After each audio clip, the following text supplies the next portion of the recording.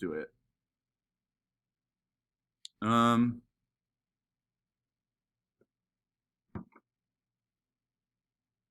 Here we are.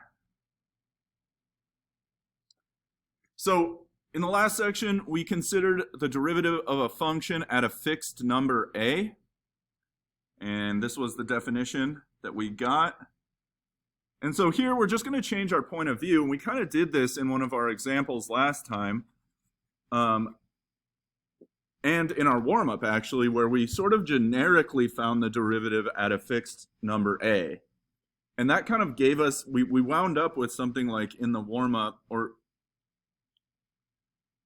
let's see, in the last example of our last set of notes, we ended up with something like this. And I said that, oh, cool, this is basically the formula for the slope at any point A. And so we're going to take that one step further, and we're going to think of a derivative instead of as a slope at a number. We're going to think of it as its own function. So go ahead and write this down. And so all we're going to do is replace that fixed point A with the variable x.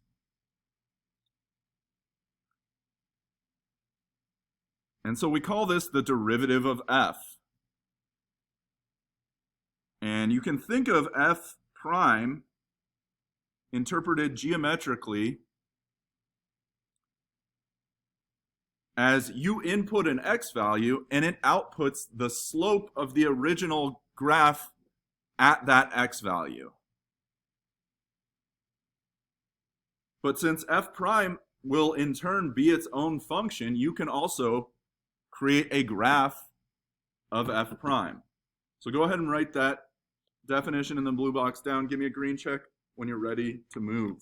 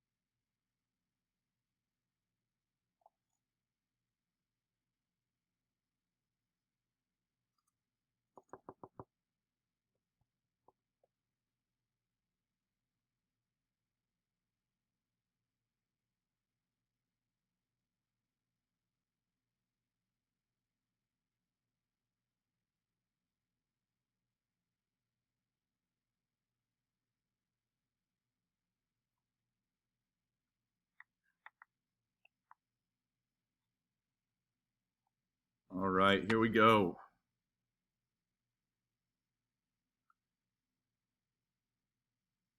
So take a second and give yourself a rough sketch similar to this. Try and sketch it as similar to this as possible. It's not like super important that it's the exact same, but make it big. Don't give yourself a tiny little sketch, because we're also going to sketch on top of this. I'll give you a second. Give me a green check again when you have the sketch made and you're ready for me to go.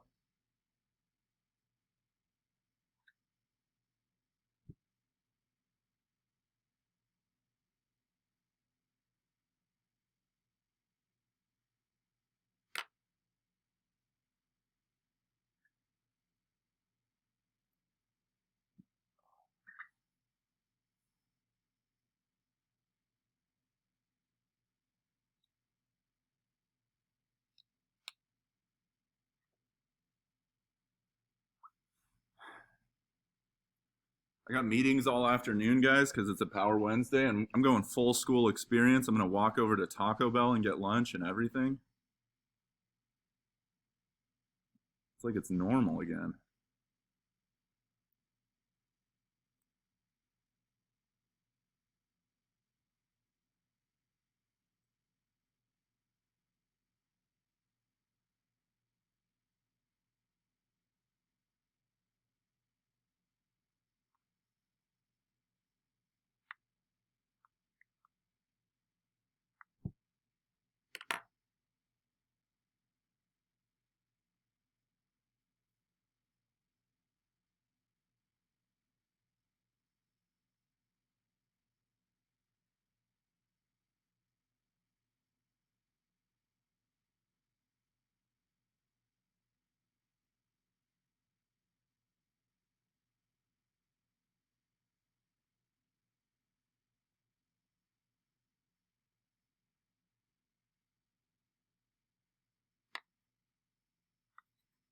this, what we want to do is sketch the derivative function. So remember that the derivative, the output y value of the derivative will be the slope of the original function at this point, at whatever x coordinate you're talking about. So the easiest way to start the sketch of a derivative is find where the slopes are 0.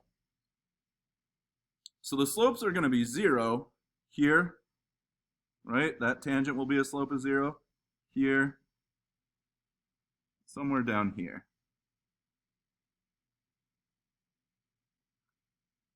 So at those x values, the derivative will have an output y value of 0. So I'm just going to put those in. That's the easiest way to start the sketch of a derivative function.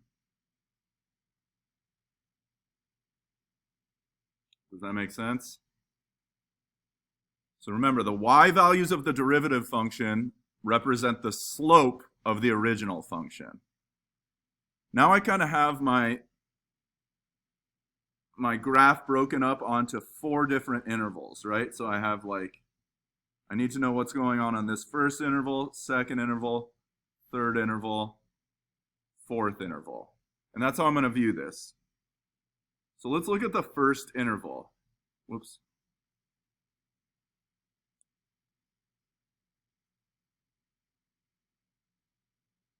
What can you say about the slopes on this interval? What are the slopes on that interval in the chat? And when I say that, I just mean characterize them as positive or negative. Good, Maisie, negative. I agree. So that means my y values for my derivative need to be negative on that interval. They're going to be below the x-axis. Now let's talk about the behavior of the slopes. As I move from the left to the right, do those slopes get steeper or less steep? So I start out over here, and then I'm moving towards the right. They get less steep, right? So my slopes start out more negative, and then they approach 0. That means the y values for my derivative are going to start out more negative and approach 0. Does that make sense? So my y values on this interval for my derivative will start out negative and approach 0 until I reach 0 here. So something like that. All right, now let's talk about the next interval. How can you characterize these slopes on this interval? Positive or negative?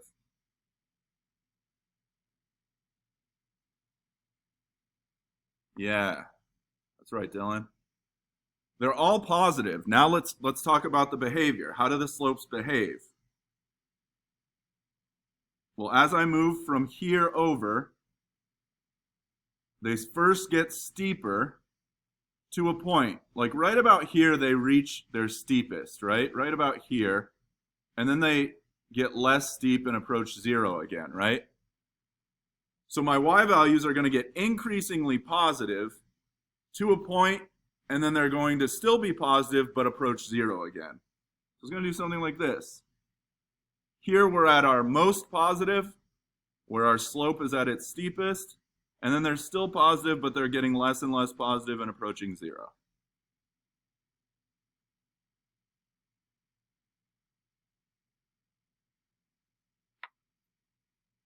All right, next interval. How would you characterize the slopes? Generally. Positive, Ian.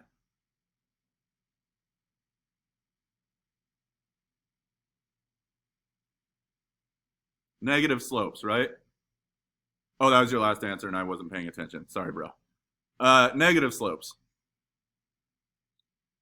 I agree. And they kind of have the same behavior as the last interval, except a little more drastic, right?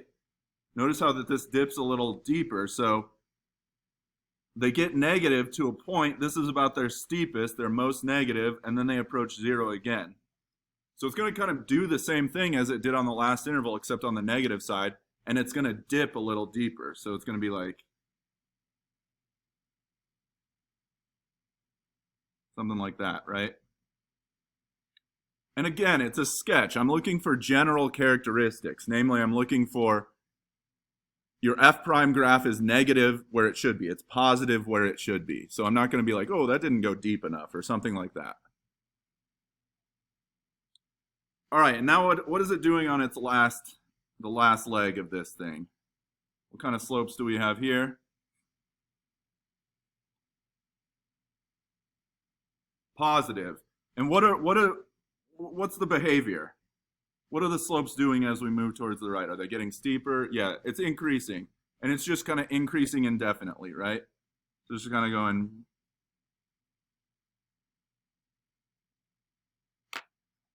And there we go. So our red graph is the derivative of the blue graph.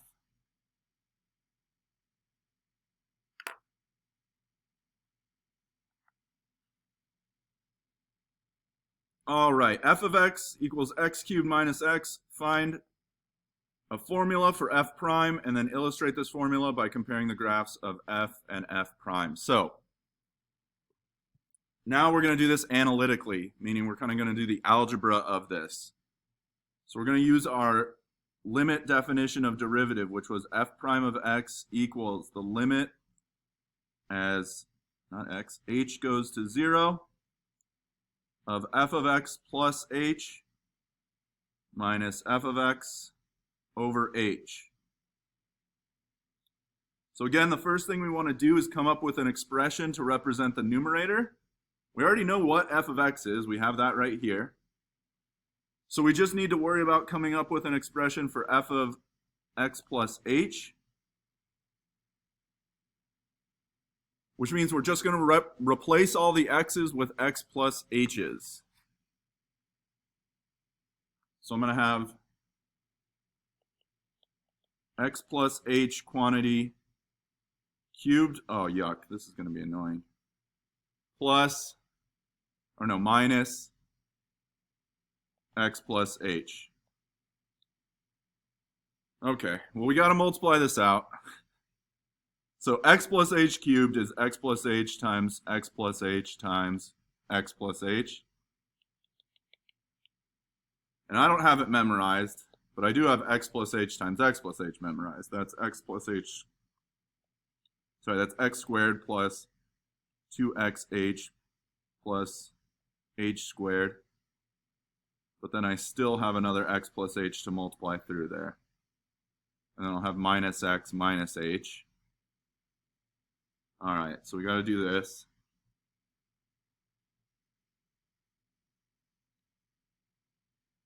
So I'm going to have x cubed plus 2x squared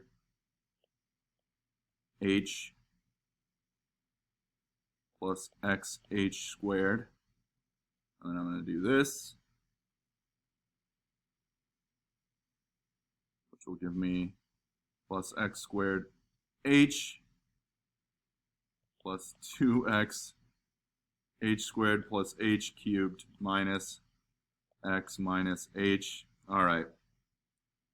Give me a second. Let's combine like terms. So we got the x squared h terms, so that we have 3 of those. So plus 3x squared h. And then we have the xh squared terms, and we have 3 of those, plus 3xh squared, and we have h cubed. Then we have minus x minus h. All right. That is my f of x plus h. Let's take them back over to the limit. All right, so equals the limit as h approaches 0 of x cubed plus 3x squared h plus 3x h squared plus h cubed minus x minus h. Now, remember that I'm subtracting f of x. So you're subtracting each term, so it's going to make each of these opposite, right? So I'm going to do minus x cubed plus x. So minus x cubed plus x all over h. I just did that all in one step. step for the sake of time, just because we only have like 5 minutes left and I want to get through this one example. All right, let's combine like terms in my numerator if we have them. Well, we do. We have a positive x cubed and a negative x cubed. We have a negative x and a positive x, and that is it.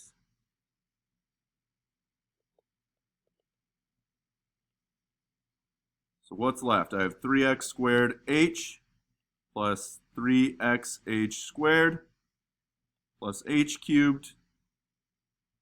That's all over h. In the chat, what do all these terms have in common? Yeah, that's what's up.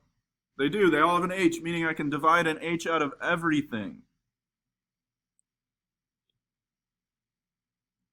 And this becomes the limit as h approaches 0 of 3x squared plus 3xh plus h squared. Now I'm ready to do my direct substitution. I'm replacing all my h's with zeros, which is just going to leave me with 3x squared. Mr. Toy? Yeah. Did you leave out one of the h's in the, like, isn't, okay, there's like a minus h. Oh, damn. Thank yeah. you. Was that Vincent? Yeah. Appreciate you, bro. I appreciate you too. Sorry, but we can still divide out an h, and that h becomes a 1. So this ends up being 3x squared minus 1. And that is our derivative function.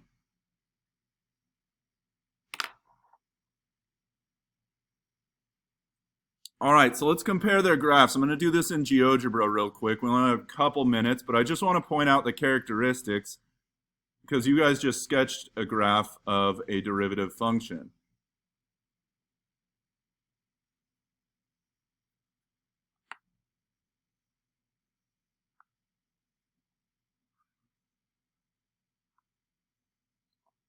All right, so our original function is x cubed minus x, right? So notice that GeoGebra named that f. Here's what's dope about GeoGebra. I can just go f prime. Blammo, 3x squared minus 1. So we did it right. But notice, remember that the derivative function, the y values represent the slopes of the original function. So in the chat here, what are the slopes here?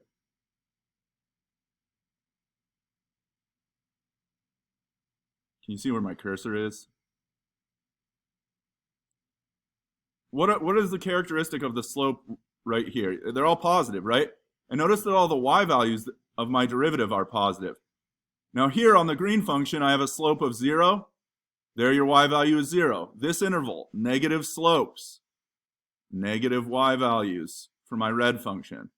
And then over here, positive slopes, positive y values.